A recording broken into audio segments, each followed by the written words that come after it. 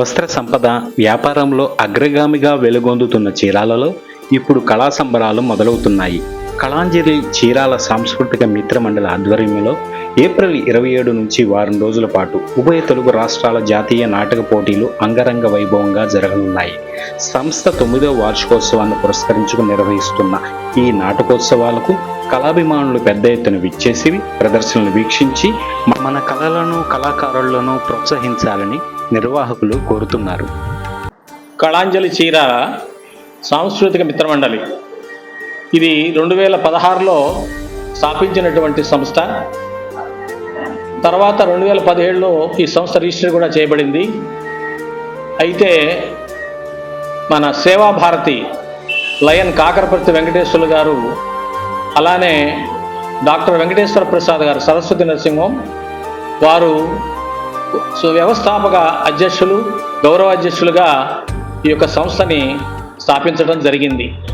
ఆ రోజు నుంచి కూడా ప్రతి సంవత్సరం నాటికలు ప్రత్యేకంగా ఏప్రిల్ మే మాసాల్లో జరుగుతూ ఉన్నాయి.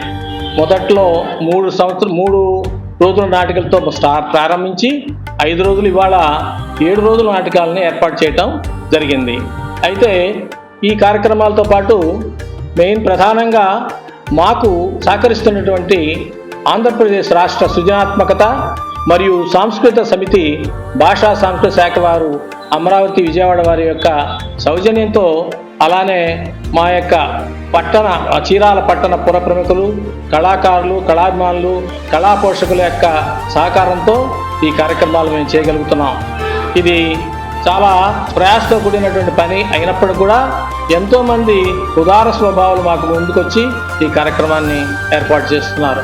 ఇది చాలా ఆనందించేటువంటి విషయం. ఎందుకంటే ఈరోజు మానవ సంబంధాలు కేవలం ఆర్థిక సంబంధాలతో ముడిపడి ఉన్నందున మానవ సంబంధాలను ఎలా బలపరచాలి అనేటువంటి కారణంతో కనీసం ఇటువంటి నాటికల ద్వారా ఇప్పటి జనరేషన్కి తెలియపరచాలనేటువంటి ఉద్దేశం మన ప్రధానమైనటువంటి ఉద్దేశం.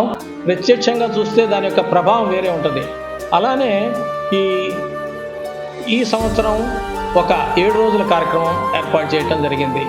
వివిధమైనటువంటి ఉభయ తెలుగు రాష్ట్రాల్లో ఉన్నటువంటి వివిధమైనటువంటి కళా పరిషత్తుల యొక్క నాటికలు తీసుకొని, అందులో ప్రతిభావంతుల యొక్క నాటికలు తీసుకొని రోజుకి 2 నాటికల చొప్పున మనం సాంఘిక నాటికలు ఏర్పాటు చేయడం జరిగింది. అయితే ప్రేక్షకుల యొక్క కోరిక మీదట ఒక పౌరాణిక నాటకం కూడా కావాలండి అని మాకు అడిగారు. ఆ సందర్భంగా చివరి రోజున మే 3వ తారీఖున యయాతి అనేటువంటి పౌరాణిక నాటకాన్ని కూడా మేము ఏర్పాటు చేయడం జరిగింది. అలానే తెలుగు ప్రశస్తి అనేటువంటి సంగీత నృత్య రూపకాన్ని కూడా ఈ సంవత్సరం ప్రత్యేకంగా ఏర్పాటు చేయడం జరిగింది. ఇన్ని కార్యక్రమాలు చేయడానికి ప్రధానమైనటువంటి ఒక కార్యవర్గం ఉంది, కళాంజలి కార్యవర్గం. దానికి గౌరవాధ్యక్షులుగా మావిడి రాములు గారు, అధ్యక్షులుగా కోడు రేఖామరేశ్వరరావు అంటే నేను, ఉపాధ్యక్షులు వలివేటి మురళీకృష్ణ గారు, డాక్టర్ గుంటుపల్లి సుబ్బారావు గారు, ప్రధాన కార్యదర్శిగా తిరుమలశెట్టి సాంబశివరావు గారు, సంయుక్త కార్యదర్శిగా బొత్తుల బ్రహ్మారెడ్డి గారు, కోశాధికారిగా షేక్ దరియా సాహెబ్ గారు, వీరంతా కలిసి ఈ కార్యక్రమాన్ని నిర్విఘ్నంగా జరుగుతున్నారు. అలానే సమన్వయకర్తలుగా పూర్ణా సత్యం గారు, డాక్టర్ బీరం సుందరరావు గారే కాకుండా పొట్టి శ్రీనివాసరావు, నక్కా వీరబ్రహ్మం, వల్లభనేని మాధవరావు గారు, కొడలి రాధాకృష్ణ, మెడబలమి లోకా గారు కూడా మాకు ఎంతో సహకరిస్తున్నందుకు వారందరూ కూడా ధన్యవాదాలు తెలియదు.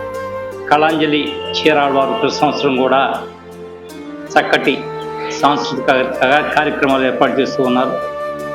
దానిలో నేను కూడా భాగస్వామ్యమైనందుకు సంతోషం వ్యక్తపరుస్తూ ఉన్నాను. మనందరికీ తెలుసు, సమాజంలో నేటి యువత యొక్క పెడధోరణులు, అంతేకాకుండా ఈ టీవీలో వచ్చేటువంటి సీరియల్స్ కూడా మరి యువతని ఎక్కువగా పెడత్రోవ పట్టించేటువంటి సీరియల్స్ వస్తూ ఉన్నాయి. అటువంటి సందర్భంలో ప్రత్యక్షంగా చూసేటువంటి నాటిక ప్రదర్శన ఉంటే బాగుంటుందనేటువంటి సదుద్దేశంతో ఆనాడు 2017లో ఈ సంస్థని రిజిస్టర్ చేసి అప్పటి నుంచి కూడా ప్రతి సంవత్సరం కూడా చక్కటి ప్రదర్శనలు, సమాజానికి మంచి సందేశాన్ని ఇచ్చేటువంటి ప్రదర్శనలు జరుగుతూ ఉన్నాయి.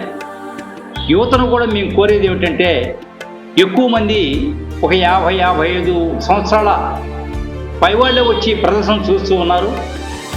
అట్లా కాకుండా యువత కూడా చూసినట్లయితే ఇవి మరి ఆ నాటికల్లో ఇచ్చేటువంటి సందేశాలు కూడా వారి మనసుల్లో నాటుకొని పోయి వారు సక్రమైన మార్గంలో నడవడానికి అవకాశం ఉంటుంది. కాబట్టి ఆ యువతని మేమందరం కూడా మరి రిక్వెస్ట్ చేసేది ఏమిటంటే, రండి మీరు కూడా చూడండి, నాటికలు చూడండి, చక్కగా ఎంజాయ్ చేయండి, చక్కటి సందేశాన్ని మీరు వాటిలో గ్రహించి ఈ సమాజానికి మీరు కూడా మార్గదర్శకులుగా మారాలని మనస్ఫూర్తిగా కోరుకుంటూ ఉన్నా.